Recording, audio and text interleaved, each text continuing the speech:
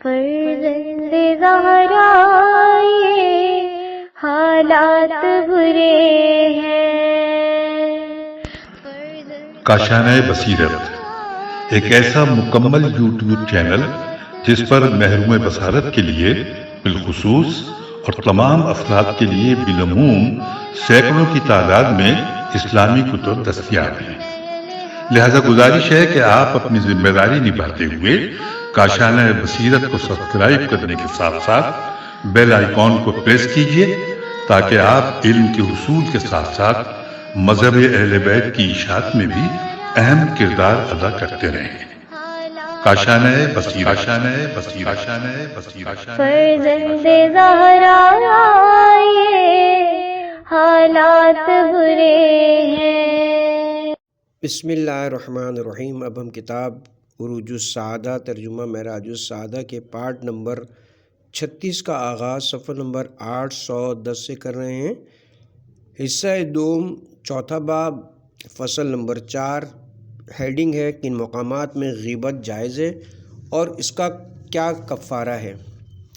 واضح ہو کہ مقامات مندرجہ ذیل میں غیبت جائز ہے۔ نمبر 1، مظلوم کا ظالم کے ظلم کو اس شخص سے جو اس کے سننے کا حقدار ہو بیان اور استغاثہ کرنا، اس غرض سے کہ اس سے انتقام ظلم لیا جائے یا اس کی اعانت کی جائے، لیکن شرط یہ کہ جس قدر اس پر ظلم ہوا اسی قدر بیان کرے اور ظالم کے دوسرے عیوب نہ بیان کیے جائیں۔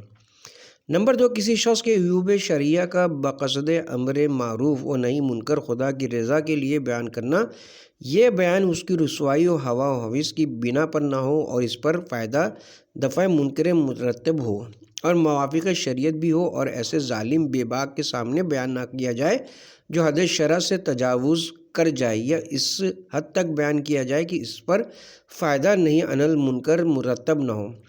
نمبر 3، جب کوئی شخص آپ سے کسی شخص کے ساتھ کسی معاملے میں یا داد و وسط میں مشاورت کرے تو ایسی صورت میں اس شخص کا ذکر عیب جو اس بارے میں دخل رکھتا ہو جائز ہے، بشرطے کہ اس کے ذکر کی ضرورت ہو لیکن اس کی احتیاج نہ ہو، تو یہی کہنا کافی ہے کہ میں اس امر میں آپ کی بہتری نہیں جانتا۔ اس شخص کی عیب کی صراحت نہ کی جائے۔ نمبر 4، کسی مومن کو حکم و نصیحت کرنا جبکہ وہ فاسق و بد اخلاق کا مصاحب ہو اور اس سے اختلاط رکھتا ہو اور اس کی حالت سے مطلع نہ ہو، اور یہ گمان پیدا ہو کہ اس کے اعمال بد اس مومن میں صحبت کے باعث اثر کر جائیں گے، ایسی صورت میں بھی اس کے کسی عیب کا اظہار کے اسی مطلب پر دخل رکھتا ہو جائز ہے۔ نمبر 5، کسی حکیم کا حالت پوشیدہ مرض کو بغرض معالجہ بیان کرنا۔ نمبر 6، کسی گواہ یا راوی حدیث کے عیوب کا اظہار کرنا جس کے باعث اس کی شہادت میں جرح ہو سکے یا اس کی حدیث رد، لیکن اس خصوص میں بقدر اس کے جرح کے اکتفا کیا جائے، اور یہ اس شخص کو ضروری ہے جو اس کی شہادت یا اس کی حدیث پر عمل کرنا چاہتا ہو۔ نمبر 7، کسی عالم یا حاکم شرع کے عیب کا اظہار جو قابلیت فتویٰ اور حکم نہ رکھتا ہو، تو جب کہ کوئی اس کا حال پوچھے یا کوئی فتویٰ حکم مخالف حق اس سے صادر ہوا ہو۔ نمبر 8، جب کہ کوئی شخص کسی لقب سے مشہور ہو اور وہ لقب اس کے عیب پر دلالت کرتا ہو، مثلا لنگڑا، ترچھا وغیرہ، کہ اس کے لقب سے اس کا معلوم کرانا کوئی ضرر نہیں رکھتا، بشرطے کہ اور کسی طریقے سے ممکن نہ ہو اور وہ اس کے سننے سے ناخوش نہ ہوتا ہو، جبکہ وہ کراہت رکھتا ہو یا اس کا معلوم کرانا دوسرے الفاظ سے ممکن ہو تو جائز نہیں ہے۔ نمبر 9، جب کہ کوئی شخص اعلانیہ فسق کا مرتکب ہوتا ہے اور اس کے اظہار سے وہ مذائقہ نہ رکھتا ہو بلکہ وہ خود اس کا اظہار کرے یا اعلانیہ اس کا مرتکب ہو، اس فاسق کی غیبت کوئی ضرر نہیں رکھتی اگرچہ کہ اس کو برا معلوم ہو، بلکہ ظاہر یہ کہ ایسے شخص کی غیبت جائز ہے اگرچہ وہ فسق میں مبتلا ہو، اس کو ظاہر نہ کرتا ہو اور اس کے اظہار میں مذائقہ نہ کرتا ہو۔ نمبر 10، ادائے شہادت حقوق الناس یا حقوق اللہ جبکہ اس کی ضرورت پائی جائے۔ نمبر 11، اقوال اہل بدعت و ضلالت میں۔ نمبر 12، غیبت کفار اور جو لوگ مخالفین مذہب میں سے ہوں۔ نمبر 13، جو شخص اپنے کو کسی دوسرے کے ساتھ منسوب کرے حالانکہ وہ منسوب نہ ہو، اسی نسبت کو رد کر دینا جائز ہے۔ نمبر 14، غیبت جو معین نہ ہو اور کوئی شخص نہ سمجھے کہ اس سے کون مراد ہے۔ مثلاً کہا جائے کہ آج کسی احمق یا نادان کے پالے پڑ گیا، یا کسی فاسق نے ایسا کہا اور ایسا کیا وغیرہ، بشرطیکہ کہ وہ شخص نہ پہچانا جائے، اور جب کہ بعض ایسی نشانی و علامت ہوگی جس کے اظہار سے اس کا عیب معلوم ہوتا ہو تو وہ حرام ہے۔ اور چند مقامات میں حسب ذیل جن میں بعض علماء نے غیبت جائز قرار دی ہے۔ نمبر 1، جب دو شخص کسی کے عیب پر مطلع ہوں تو ان میں سے ہر شخص اس دوسرے کے سامنے کسی تقریب سے ذکر کر سکتا ہے۔ نمبر 2، ایسی جماعت کی غیبت جو محصور نہ ہو سکے، مثلاً کہے کہ فلاں طائفہ یا ساکنان قریہ یا شہر کوئی عیب رکھتے ہیں۔ نمبر 3، جو کسی معصیت کا پے در پے مرتکب ہوتا ہو تو اس معصیت کا ذکر اس سے جائز ہے۔ نمبر 4، کسی شخص کے کسی عیب کا ذکر کرنا کہ اگر وہ اس سے سنے تو مضاحکہ نہ کرے، اگرچہ وہ عیب شرعی نہ ہو یا عیب شرعی ہو لیکن وہ اعلانیہ کرنے والا نہ ہو۔ لیکن حقیقی ان تمام چاروں صورت میں بھی غیبت حرام ہے اور کوئی دلیل ان کے استثناء پر نہیں ہے۔ واضح ہو کہ جو شخص کسی کی غیبت کرے تو اس کا کفارہ یہ کہ شروع میں توبہ کرے اور پشیمان ہو، اس کے بعد اس شخص سے جس کی غیبت کی ہے اگر وہ زندہ ہو اور ممکن ہو اور اس نے سن بھی لیا ہو، اور اگر نہ سنا ہو اور اس کے اظہار میں کسی فساد یا عداوت کا گمان نہ ہو تو اس سے معاف کرا لے، اور اگر کسی عداوت کا گمان ہو یا اس سے معاف کرانا ممکن نہ ہو تو ایسی صورت میں اس کے لیے استغفار اور طلب آمرزش کرے اور اس کے لیے اعمال نیک بجا لائے کہ قیامت میں اس کی غیبت کا عوض ہو سکے۔ فصل نمبر 5، ہیڈنگ: مسلمانوں کی تعریف کرنے کی شرافت۔ غیبت کی ضد مدح و ستائش مسلمین ہے، یہ صفت خوب ہے اور عمل مرغوب، اور یہ صفت حصول محبت اور دوستی کا باعث ہوتی ہے، خصوصاً جب کہ کسی برادر مومن کی غیبت میں مدح کی جائے تو اس کے دل میں فرحت اور سرور داخل ہوتا ہے، جس کا ثواب حسب بیان مذکورہ بے حد ہے، اور احادیث و ثواب خصوص صفت مدح میں آئے۔ چنانچہ مروی کہ ایک جماعت نے بعض مرے ہوئوں کی تعریف کی تو حضرت رسول صلی اللہ علیہ وسلم نے فرمایا کہ تمہارے لیے بہشت واجب ہوا۔ وارد ہوا ہے کہ ہر فرزند آدم کے لیے چند ملائکہ ہمنشین ہیں، اگر وہ اپنے برادر مسلم کو نیکی سے یاد کرے تو ملائکہ کہتے ہیں کہ اس کے مانند تیرے لیے بھی ہوں۔ واضح ہو کہ جو مدح و ستائش کی جائے وہ راست ہو اور جھوٹ پر مشتمل نہ ہو، از روئے ریا و نفاق نہ کی جائے، اگر بطور نفاق کی جائے تو مدح بد ہے۔ اگرچہ راست ہو، ظالموں اور فاسقوں کی سچی مدح بھی نہ ہو، سچی مدح بھی نہ کرے، کیونکہ وہ مدح اس ظالم و فاسق کے سرور و فرح کا باعث ہوتی ہے، ان کا اشاعت کرنا مذموم ہے اور بعض حرام جانتے ہیں۔ حضرت پیغمبر صلی اللہ علیہ وسلم نے فرمایا کہ جو شخص کسی فاسق کی مدح کرے تو خدا خشمناک و غضبناک ہوتا ہے، چونکہ بعض شخص کو اس کی مدح عجب و تکبر کا باعث ہوتی ہے اور بعض خوش ہوتے ہیں اور مغرور، اس لیے ایسے شخص کی بھی مدح کرنا جائز نہیں، اور وہ مدح ان کی ہلاکت کا باعث ہوتی ہے۔ جو اخبار مدح کی مذمت میں آئے ہیں ان میں کوئی نہ کوئی برائی پائی جاتی ہے، بہرحال کسی کی ایسی مدح و ثنا کرنا نہایت مذموم اور صفات رذیلہ میں داخل ہے، جس کی نسبت آئندہ حوالہ قلم کیا جائے گا۔ صفحہ نمبر 816، 18ویں صفت، ہیڈنگ ہے: جھوٹ کہنے کی مذمت۔ واضح ہو کہ جھوٹ کہنا گناہ کبیرہ ہے، بلکہ بدترین گناہ و خبیث ترین صفت ہے، کیونکہ یہ صفت آدمی کو دوسروں کی نظر میں خوار کرتی ہے اور نگاہوں میں بے وقت و بے اعتبار، یہ سرمایہ خجالت و انفعال ہے اور باعث دل شکستگی و ملال، خلق میں آبرو جاتی اور دنیا و عقبہ میں باعث رسوائی۔ اس صفت کی مذمت میں بہت سے اخبار آئے ہیں اور اس کی خرابی میں آیات بے شمار۔ خداوند کریم فرماتا ہے، جو لوگ جھوٹ سے افترا باندھتے ہیں وہ خدا پر ایمان نہیں رکھتے۔ حضرت پیغمبر صلی اللہ علیہ وسلم نے فرمایا کہ جس وقت کسی مومن پر بغیر عذر شرعی کے جھوٹ بات کہی جائے تو 70,000 فرشتے اس پر لعنت کرتے ہیں اور اس کے دل سے ایسی بدبو نکلتی ہے جو عرش تک پہنچتی ہے، اور خدا تعالیٰ بسبب اس جھوٹ کے 70 زنا کا گناہ اس کے نام پر لکھتا ہے۔ ان میں سے کم درجے کا وہ زنا ہے جو اپنی ماں کے ساتھ مرتکب ہوا ہو۔ ان سرور سے پوچھا گیا تو فرمایا کہ مومن بزدل اور بخیل ہوتا ہے مگر جھوٹا نہیں ہوتا۔ نیز فرمایا کہ جھوٹ آدمی کی روزی کو کم کرتا ہے، اور فرمایا کہ تم کو بزرگ ترین گناہ کبیرہ کی خبر دوں، وہ خدا سے شرک اور عقوق والدین اور جھوٹ ہے۔ حضرت امیر المومنین علیہ السلام نے فرمایا کہ بندہ لطف ایمان نہیں پاتا جب تک کہ جھوٹ کو ترک نہ کر دے، خواہ وہ از رائے خوشی و دل لگی ہو۔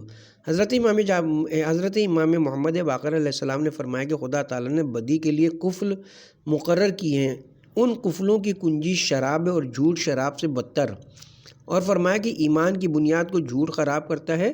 حضرت امام حسن عسکری علیہ السلام سے مروی ہے کہ تمام اعمال خبیثہ گھر کے دروازے کے مانند ہیں اور اس گھر کی کنجی جھوٹ ہے۔ واضح ہو کہ خدا و رسول و ائمہ علیہ السلام پر جھوٹ کہنا نہایت بد ہے۔ مثلاً کوئی جھوٹ مسئلہ کہنا یا جھوٹی حدیث نقل کرنا اسی قدر جھوٹ کی مذمت کافی کہ وہ روزے کو باطل کرتا ہے اور وجوب قضا و کفارہ کا باعث ہوتا ہے، جیسے کہ کتب فقہ میں مذکور ہے۔ حسب ذیل مقامات پر جھوٹ کہنا جائز ہے۔ نمبر 1 یہ کہ اگر جھوٹ بات نہ کہی جائے تو فساد برپا ہونے کا اندیشہ ہو یا کوئی ضرر اس کو پہنچتا ہو یا کسی مسلمان کے قتل کا باعث یا اس کی ناموس یا مال محترم یا اس کی آبرو برباد جاتی ہو، تو ایسی صورت میں جھوٹ کہنا جائز بلکہ واجب ہے۔ اگر کوئی ظالم یا جابر کسی کو اس کے مال یا اس عمل بد کے متعلق جو اس کے اور خدا کے درمیان صادر ہوا ہو استغفار کرے تو جائز ہے کہ انکار کر دے۔ ایسے ہی کسی معصیت کو ظاہر نہ کرنا چاہیے جو اس سے صادر ہوئی ہو، کیونکہ گناہ کا اظہار دوسرا گناہ ہے۔ کسی مسلمان کے عیب یا مال کی نسبت بھی یہی حکم ہے، بلکہ ان تمام صورتوں میں انکار واجب۔ نمبر 2 جب کہ دو آدمیوں میں کوئی رنج و ملال ہو گیا ہو تو ان کی اصلاح کے لیے جھوٹ کہنا جائز ہے کہ رفع ملال ہو۔ ایسا ہی جب کسی نے کوئی بات کہی یا کوئی عمل کیا، اگر وہ سچ کہتا ہے تو فتنہ یا کسی مومن کی عداوت کا باعث یا کوئی فساد واقع ہوتا ہے تو اس سے انکار کیا جائے۔ اگر کوئی شخص رنجیدہ ہو اور اس کا دفع کرنا اس بات پر جو کہی گئی ہے یا اس عمل پر جو کیا گیا ہے منحصر ہو تو اس سے انکار جائز ہے۔ نمبر 3 جب کہ کوئی عورت اپنے شوہر سے کسی چیز کی خواستگار ہو اور وہ اس کے لینے کی قدرت رکھتا ہو یا نہ رکھتا ہو لیکن اس پر واجب نہ ہو تو کہ اس سے وعدہ کر لے، حالانکہ اس کے لینے کا قصد نہ رکھتا ہو اور نہ لے۔ ایسے ہی جب کسی کی کئی عورتیں منکوحہ ہوں تو جائز ہے کہ ہر ایک سے کہے کہ میں تجھ کو دوست رکھتا ہوں اور حقیقتاً وہ دوست نہ رکھتا ہو۔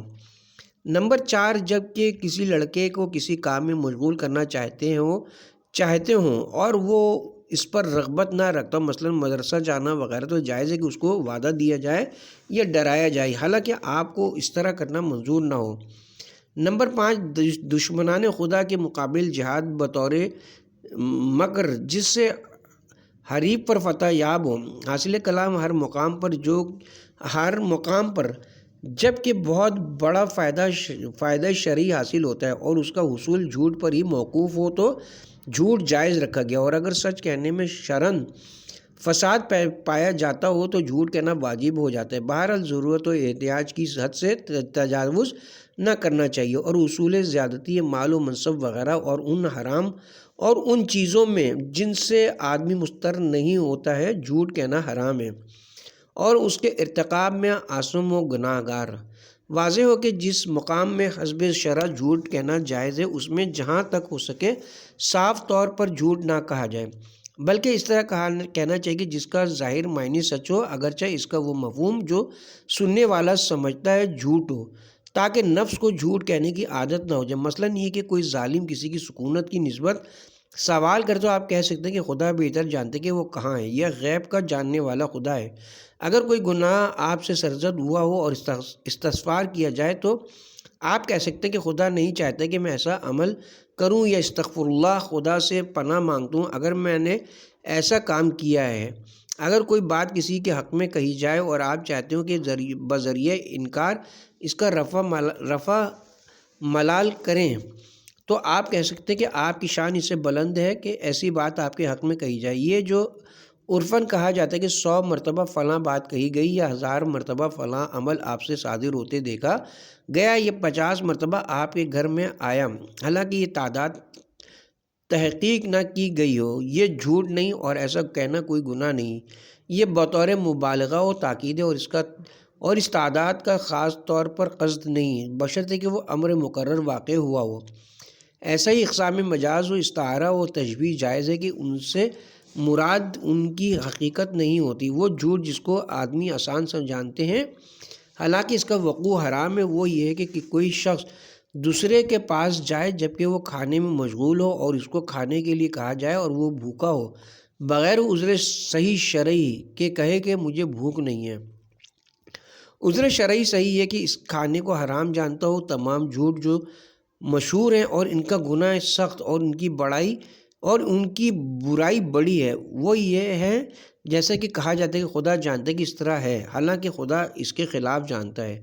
بعض روایات میں آیا ہے کہ جب بندہ امر خلاف واقعے پر خدا کو گواہ کرتا ہے تو خداوند عالم کہتا ہے کہ تو نے کسی کو مجھ سے زیادہ ضعیف یعنی کم درجے کا نہیں پایا کہ اس جھوٹ بات پر گواہ قرار دیا تھا۔ تمام جھوٹ کی قسموں سے بلکہ شدید ترین و بدترین جھوٹی شہادت ہے۔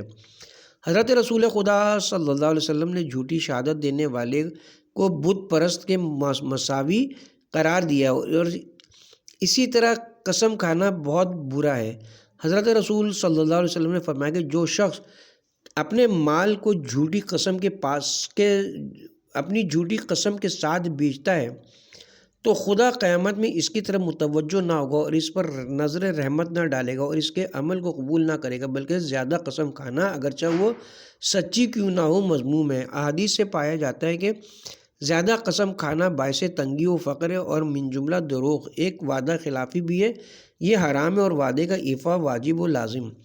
حضرت پیغمبر صلی اللہ علیہ وسلم نے فرمایا کہ جو شخص خدا اور روز جزا پر ایمان رکھتا ہو اس کو چاہیے کہ جب وعدہ کیا جائے تو اس کو وفا کرے، اور جو شخص کسی سے وعدہ کر کے وفا نہ کرے اور اس کا قصد بھی نہ رکھتا ہو تو اس سرور نے اس کو منافقین میں شمار کیا ہے۔ وہ جھوٹ جن میں اکثر آدمی مبتلا ہے ان تمام قسموں میں سے بدتر ہے جو خدا سے حالت نماز میں بولا جاتا ہے۔ مثلا جب نماز شروع کی جاتی ہے تو کہتے ہیں میں نے اپنے دل کو اس خداوند عالم کی طرف متوجہ کر دیا جس نے تمام آسمانوں اور زمینوں کو پیدا کیا ہے۔ اگر اس وقت آپ کا دل اس سے بے خبر ہو اور کوچہ و بازار وغیرہ اور 100,000 طرح کی فکر بیہودہ میں مشغول ہو تو وہ تمام آپ کا معروضہ جھوٹ ہوا اور آپ نے خدمت پروردگار اور حضور ملائکہ میں اس طرح جھوٹ کہا۔ ایسا ہی جب کہا جاتا ہے کہ ایاک نعبد و ایاک نستعین، تیری پرستش کرتا ہوں، تجھ سے یاری اور مددگاری چاہتا ہوں اور بس، یہ بیان آپ کا اس وقت سچ ہوگا جب کہ آپ کی نظر میں دنیا بے اعتبار ہوگی اور اپنے دین کے مقابل تمام دنیا کو ہیچ سمجھیں گے۔ جب آپ اس طرح نہ ہوں گے تو دنیا پرست کہلائیں گے۔ پس چاہیے کہ یاری و مددگاری کی امید بجز ذات باری کسی سے نہ رکھی جائے، ورنہ آپ اس مطلب میں جھوٹے ہوں گے۔ اور وہ بندہ کس قدر بد اور قبیح ہے کہ پروردگار کی حضوری میں کھڑا ہو کر جھوٹ کہہ رہا ہو، باوجود اس کے کہ اس کو معلوم ہے کہ وہ اس کے جھوٹ کو جانتا ہے۔ عجب طرح کی بے شرمی اور بے حیائی ہے۔ فصل نمبر 1 ہیڈنگ ہے جھوٹ کہنے کا معالجہ۔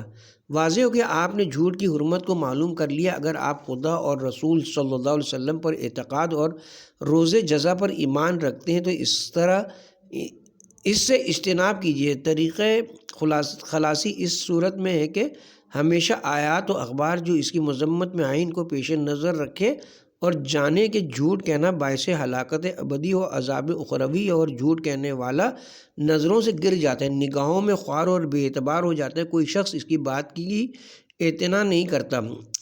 اکثر اوقات جھوٹ کہنا رسوائی و فضیحت کا باعث ہوتا ہے، مطلب وہ مقصد سے باز رکھتا ہے اور اس میں آدمی کی عزت باقی نہیں رہتی۔ کتاب حبیب السیر میں لکھا ہے کہ بادشاہ خراسان نے امیر حسین کو ایلچی مقرر کیا اور بادشاہ آذربائیجان کی خدمت میں منجملہ سوغات و ہدیہ اور چند کتب جس میں کلیات جامع جو اس زمانے میں نادر اور کامیاب تھی ہمراہ لے جانے کا حکم دیا، لیکن داروغہ کتب خانہ نے سہون فتوحات مکی جو حجم و جلد وغیرہ میں بالکل اس کے مشابہ تھی اس کے حوالے کر دی اور اس نے اس کتاب کو لیتے وقت نہ دیکھا۔ جب اس بادشاہ کی حضوری میں گیا تو بادشاہ نے اس سے نہایت لطف و مہربانی سے پیش آ کر کہا کہ سفر دور دراز نے بہت خستہ کیا ہوگا۔ چونکہ امیر حسین کو علم تھا کہ کلیات جامع کے دیکھنے کا بادشاہ کو بے حد اشتیاق ہے، اس لیے جواب میں عرض کیا کہ راستے میں ایک مصاحب تھا جو میں ہر منزل میں اس کے ساتھ مشغول رہا اور اسی وجہ سے مجھ کو کوئی سختی و تکلیف اس سفر میں کی معلوم نہ ہوئی۔ بادشاہ نے دریافت کیا کہ وہ کون ہے؟ امیر حسین نے جواب دیا کہ کلیات جامی جو میرے ہمراہ ہے، جس کو بادشاہ نے من جملہ سوغات کہ آپ کی خدمت میں بھیجا۔ جب میں اس سفر میں دل تنگ ہوتا تو اس کا راستے میں مطالعہ کرتا، جس کے باعث میرا دل بہل جاتا تھا۔ بادشاہ نے زیادتی اشتیاق کے باعث فرمایا کہ کسی کو بھیج کر وہ کلیات طلب کریں۔ امیر حسین نے کسی کو اپنے ٹھکانے پر بھیج کر وہ جلد طلب کی۔ جب کھولی گئی تو معلوم ہوا کہ فتوحات مکی ہے، کلیات جامی نہیں۔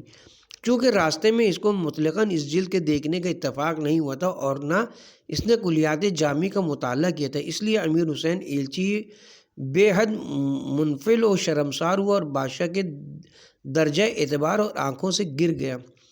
حاصل کلام رسوائی کے سوا جھوٹ کہنے والے پر فراموشی غالب ہوتی ہے۔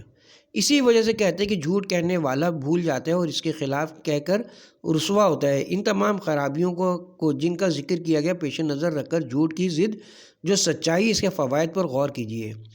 اگر آپ اپنے دشمن نہ ہوں اور جو بات کہنا چاہتے ہوں تو ابتداً غور و فکر کریں کہ اس میں کسی قسم کا جھوٹ تو شامل نہیں، اور فاسقوں جھوٹوں کی ہم نشینی سے اجتناب کیجیے تاکہ سچائی کا ملکہ حاصل ہو۔ فصل نمبر 2 ہیڈنگ ہے سچائی اور راست گوئی کی فضیلت۔ واضح ہو کہ جھوٹ کی ضد سچائی ہے، یہ اشرف صفات نفسانیہ ہے اور رئیس اخلاق ملکہ۔ خدا بند عالم فرماتا ہے اتقوا اللہ وکونوا مع صادقین، خدا سے خوف کرو اور سچ کہنے والوں کے ساتھ ہو جاؤ۔ حضرت رسول صلی اللہ علیہ وسلم نے فرمایا کہ یہ 6 خصلتیں جس میں ہوں گی میں اس کے لیے بہشت کا ضامن ہوں۔ نمبر 1 جو شخص ہرگز جھوٹ نہ کہے۔ نمبر 2 جب وعدہ کیا جائے تو اس کے خلاف نہ کرے۔ نمبر 3 امانت قبول کی جائے تو اس میں خیانت نہ کرے۔ نمبر 4 اپنی آنکھیں نامحرموں سے پوشیدہ کرے۔ نمبر 5 اپنے ہاتھوں کو ان چیزوں کی طرف جو سزاوار نہیں ہیں دراز نہ کرے۔ نمبر 6 اپنی شرمگاہ کی حفاظت کرے۔ امام محمد باقر و امام جعفر صادق علیہ السلام سے مروی ہے کہ مرد راست گوئی سے صدیقوں کے مرتبے پر پہنچتا ہے۔ حضرت صادق علیہ السلام سے منقول ہے کہ جس کی زبان سچ کہنے والی ہے اس کا عمل پاکیزہ ہے اور جس کی نیت نیک ہے اس کی روزی زیادہ۔ جو شخص اپنے اہل خانہ سے نیکی کرتا ہے اس کی عمر دراز ہوتی ہے، اور فرمایا کہ کسی کے رکوع و سجود کے طول پر نظر اور اس پر غرہ نہ کرو، اس لیے کہ جب کسی کو اس کی عادت ہو جائے تو اس کو ترک نہیں کر سکتا، لیکن اس کے کلام کی سچائی اور امانت اور عیانت داری کو دریافت کرنا چاہیے۔ واضح ہو کہ جس طرح کلام میں جھوٹ اور سچ پایا جاتا ہے، اسی طرح افعال و اخلاق و مقامات دین میں بھی اعمال و افعال میں جھوٹ یہ کہ کسی شخص سے ظاہراً اعمال نیک سرزد ہوتے ہیں لیکن اس کا باطن ظاہر کے مطابق نہیں ہوتا، اور ان میں سچائی یہ ہے کہ ظاہر و باطن یکساں ہوں، یہ باطن ظاہر سے آراستہ تر اور یہ مرتبہ کلام کی سچائی سے افضل و اشرف ہے۔ اخبار میں وارد ہے کہ جب کسی بندہ مومن کا ظاہر و باطن یکساں ہوں تو خداوند عالم ملائکہ پر مباحثت کرتا ہے اور فرماتا ہے کہ میرا حقیقی بندہ یہی ہے۔ بعض بزرگوں نے فرمایا کہ کون ہے کہ مجھ کو اس شخص کا نشان دے جس کی آنکھیں اندھیری راتوں میں روتی ہیں اور دن کے وقت اس کے ہونٹ محفلوں میں خندہ، اور جس کا ظاہر باطن کے مخالف ہو اور ظاہر اعمال نیک سے آراستہ ہو، تو کوئی اجر اور مزدوری اس کے عمل کے لیے نہیں، لیکن اس نے بیکار تکلیف و رنج اٹھایا ہے۔ کوئی شک نہیں کہ جس چیز پر ملمہ کیا گیا ہو اور جس کا ظاہر آراستہ اور اس کا باطن ظاہر کے مطابق نہ ہو تو اس کے اعمال قبول نہیں کیے جاتے۔ اخلاق و مقامات دین میں جھوٹ ہی کا حسب ذیل چند صفتوں کا دعویٰ کرتا ہو، مثلاً خوف خدا و رجا، صبر و شکر، تسلیم و رضا، معرفت و زہد وغیرہ، لیکن ان صفات سے حقیقتاً متصف نہ ہو اور اس میں ان کے لوازمات نہ پائے جائیں تو ایسا شخص بھی جھوٹا ہے۔ چنانچہ دیکھا جاتا ہے کہ جب کسی بادشاہ قہار یا امیر صاحب اقتدار کی کوئی خیانت کسی سے صادر ہو جاتی ہے، یہ کسی تقصیر کا مرتکب ہوتا ہے تو مارے خوف کے اس کا چہرہ زرد ہوتا ہے اور اس کا نفس سرد اور خواب و خور اس پر دشوار ہوتی ہے، اور عیش و عشرت ناگوار ہو اور اس کا دل پریشان ہوتا ہے اور اس کے اعضاء و جوارے مضطرب و لرزاں، بلکہ اکثر ہوتا ہے کہ اہل و عیال اور مال و منال کو ترک کر کے دوسرے شہر میں غربت و تنہائی اور مشقت میں بسر کرتا ہے۔ پس اگر اس طرح کا کام خوف و بیم اس شخص پر طاری ہوتا ہو تو ایسا خوف سچا ہے اور اس کے صاحب کو خائف کہتے ہیں۔ لیکن جس کو پروردگار اور نیز جہنم کے سانپ اور بچھو کے خوف کا دعویٰ ہو اور اس کے احوال میں کوئی اثر ظاہر نہ ہو، بلکہ رات دن کھانے پینے اور سونے میں مشغول ہو اور اس کی عمر عیش و عشرت میں مصروف اور ہر گھڑی کوئی نہ کوئی قصور اس سے صادر ہو اور ہر روز کسی نہ کسی معصیت کا مرتکب ہوتا ہو، تو ایسا شخص جھوٹا ہے، حالانکہ خوف کا دعویٰ کرتا ہو۔ بالجملہ مقامات دین میں بندہ صادق کی علامت یہ کہ تمام سختیوں اور تکلیفوں کو برداشت کرے اور ان کے اظہار میں زبان نہ کھولے اور اپنی عمر کو اطاعت و عبادت میں صرف کرے اور اسے خلق اللہ کی آنکھوں سے پوشیدہ رکھے۔ مروی ہے کہ موسیٰ بن عمران کو وحی ہوئی کہ میں اپنے بندوں میں سے جس بندے کو دوست رکھتا ہوں اس کو ایسی بلا میں مبتلا کرتا ہوں کہ پہاڑ بھی جس کی برداشت کے متحمل نہیں ہو سکتے، تاکہ اس کو دیکھوں کہ بندگی و محبت کے دعوے میں وہ سچا ہے یا نہیں۔ اگر اس کو سچا اور صبر کرنے والا پاتا ہوں تو اس کو اپنا ولی و حبیب بناتا ہوں، اگر اس کو بے صبر اور ہر مقام پر شکوہ کرنے والا پاتا ہوں تو اس کو ذلیل و خوار کرتا ہوں اور مجھ کو کچھ پرواہ نہیں۔ ہیڈنگ ہے فائدہ زبان کی خرابی اور خاموشی کے فوائد۔ واضح ہو کہ غیبت، بہتان، شماتت، مسخرگی، لڑائی جھگڑا، مذاق اور دل لگی فضول بکواس، جھوٹ وغیرہ زبان کے ہی باعث پیدا ہوتی ہیں اور انسان پر اس عضو کا ضرر تمام اعضاء کے فساد سے بیشتر ہے اور اس کی خرابی تمام جوارح سے افزوں تر۔ اگرچہ اس عضو کے فساد معاصی ظاہرہ میں سے ہیں جن سے علم اخلاق میں گفتگو نہیں ہوتی، لیکن ان میں سے ہر ایک گناہ اخلاق رذیلہ و ملکات فاسدہ کی طرف رجوع ہوتا ہے اور ملکات و اخلاق کا رسوخ و قیام نفس میں تکرار اعمال و افعال کے ذریعے سے ہو جاتا ہے۔ پس طالب علم اخلاق کو لازم ہے کہ نفس و اعضاء دونوں کی حفاظت کرے۔ پس جیسا کہ بیان کیا گیا وہ عضو جو سب سے بڑھ کر افعال ذمیمہ و اخلاق رذیلہ کا مرکز ہے وہ زبان ہے اور بنی نوع انسان کی گمراہ کرنے کے لیے شیطان کا یہ عمدہ ہتھیار ہے۔ یہ عضو میدان کشادہ اور وسیع ہے جس کی انتہا و حد نہیں ہے، تمام اعضاء سے اس کی سرکشی زیادہ ہے۔ پس جس شخص نے اس کو مطلق العنان کر دیا تو اس کو شیطان نے صحرائے ہلاکت میں پہنچایا، اس لیے اس کی حفاظت اور نگہبانی واجب و لازم ہے۔ کوئی شخص زبان کے شر سے نجات نہیں پاتا جب تک کہ اس کو قید شریعت میں مقید نہ کرے۔ اسی وجہ سے بہت سے اخبار اس عضو کی حفاظت اور نگرانی میں وارد ہوئے۔ حضرت پیغمبر نے فرمایا کہ زبان دو جڑوں کے درمیان ہے اور شرمگاہ دو پاؤں کے بیچ میں ہے، اگر کوئی شخص ان کی حفاظت کرے تو میں اس کے لیے بہشت کا عہد کرتا ہوں۔ فرمایا کہ جو شخص اپنے شکم و فرج اور زبان کے شر کی حفاظت کرے تو وہ مقام شر سے محفوظ رہتا ہے۔ ایک شخص نے عرض کیا کہ یا رسول اللہ کس چیز میں نجات ہے؟ فرمایا کہ اپنی زبان کو نگاہ رکھو۔ دوسرے نے عرض کیا کہ کس چیز سے مجھ کو زیادہ ڈرنا چاہیے؟ اس کی زبان پکڑ کر فرمایا کہ اس سے، اور فرمایا کہ جس چیز کے باعث زیادہ تر آدمی داخل جہنم کیے جاتے ہیں وہ زبان و شرمگاہ ہے۔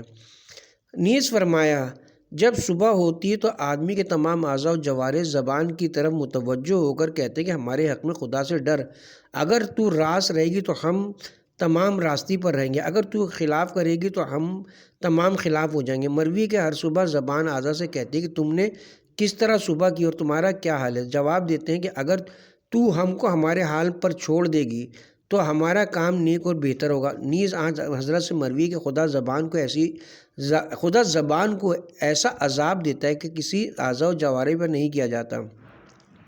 زبان کہے گی کہ اے پروردگار تو نے مجھ پر وہ عذاب کیا جو کسی اعضاء و جوارح پر نہیں کیا۔ اس وقت خطاب ہوگا تجھ سے ایسا کلمر سرزد ہوا جو مشرق سے مغرب تک پہنچا اور اس کے ذریعے سے بہت سے خون محترم بہہ گئے اور اموال و ناموس غارت اور برباد، میری عزت کی قسم ہے جس پر وہ عذاب کیا جائے گا جو کسی اعضاء و جوارح پر نہ ہوگا۔ حضرت صادق علیہ السلام سے مروی کہ کوئی ایسا روز نہیں جو ہر عضو زبان سے خطاب نہ کرتا ہو کہ تجھ کو خدا کی قسم ہے مجھ کو عذاب میں گرفتار نہ کر۔ سچ ہے کہ اکثر تکالیف دنیاویہ و مفاسد دینیہ کا منشا یہی زبان ہے۔ بہت سے راز زبان کے ذریعے سے ظاہر ہوتے ہیں اور متعدد عزتیں ایک سخن بیجا سے برباد ہو جاتی ہیں، اور بہت سے اشخاص کی قائم شدہ وقت ایک کلام بد کے باعث درجہ اعتبار سے ساقط ہو جاتی ہے۔ واضح ہو کہ زبان کی تمام خرابیوں اور اس کے فساد کی ضد سکوت اور خاموشی۔ جو شخص اپنی زبان کی آفات سے خلاصی پاتا ہے وہ نیک خصلت اور اس کا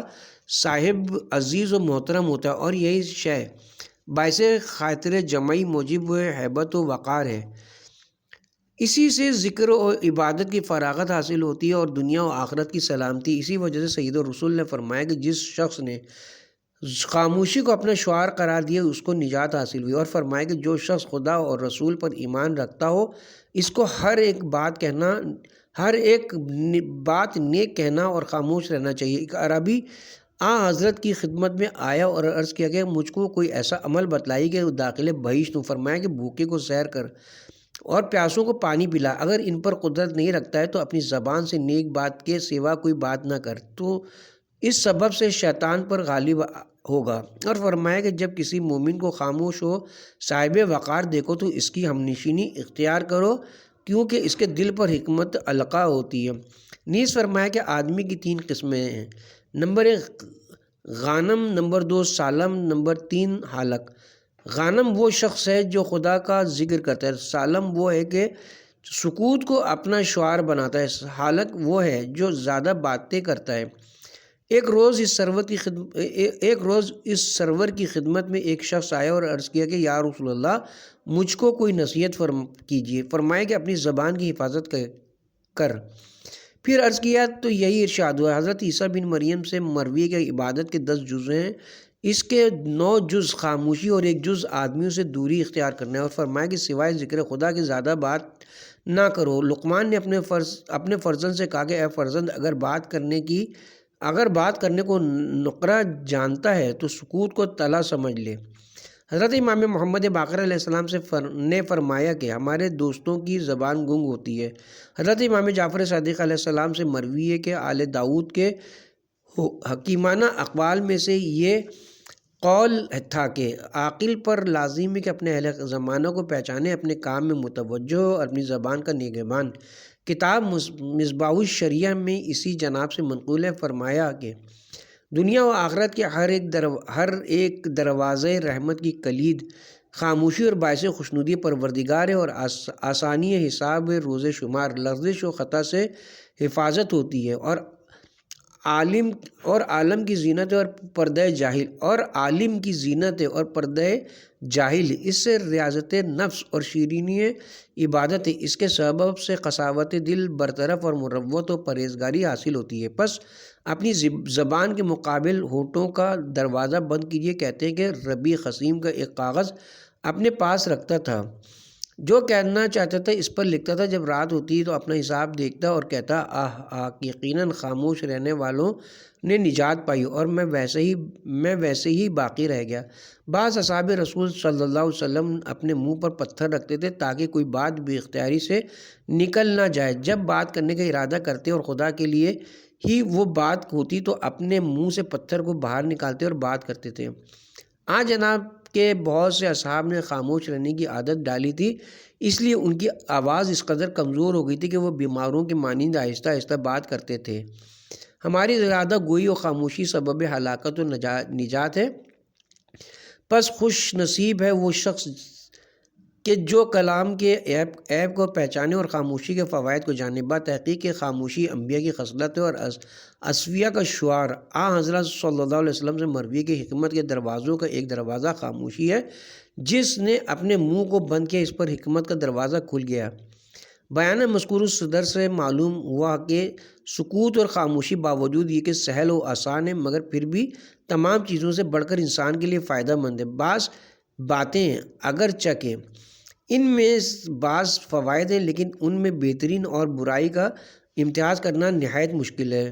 علاوہ اس کے کہ جب زبان کھول دی گئی تو کلام بے عیب کی جانچ دشوار ہے، لہٰذا حتی الامکان خاموشی کو اپنا شعار بنانا بہتر ہے، اور بقدر ضرورت بات کرنا عدل و انصب۔ منقول ہے کہ یہ چاروں بادشاہ، نمبر 1 رائے ہند، نمبر 2 خاقان چین، نمبر 3 کسرائے عجم، نمبر 4 قیصر روم نے ایک دوسرے سے ملاقات کی اور انہوں نے بات کرنے کی مذمت میں اور خاموشی کی مدح میں اتفاق کیا۔ ان میں سے ایک نے کہا کہ میں خاموشی سے ہرگز پشیمان نہ ہوا۔ اس کو دوبارہ پڑھتے ہیں، میں خاموشی سے ہرگز پشیمان نہ ہوا، جب میں نے بہت سی باتیں کی تو پشیمانی حاصل ہوئی۔ دوسرے نے کہا کہ جب میں کوئی بات کرتا ہوں تو میری مالک ہو جاتی ہے، پھر مجھ کو اس پر اختیار باقی نہیں رہتا، اور جب تک کہ نہیں کہتا تو میں اس کا مالک و صاحب اختیار ہوں۔ تیسرے نے کہا کہ بات کرنے والے پر تعجب کرتا ہوں، جب وہ بات اس کے منہ سے نکلتی ہے تو اس کو ضرر پہنچاتی ہے اور اس کو کوئی نفع حاصل نہیں ہوتا۔ چوتھے نے کہا کہ میں اس پر اختیار رکھتا ہوں جو نہیں کہا ہے، اور جو کہہ دیا اس کے رد کرنے پر قدرت نہیں رکھتا۔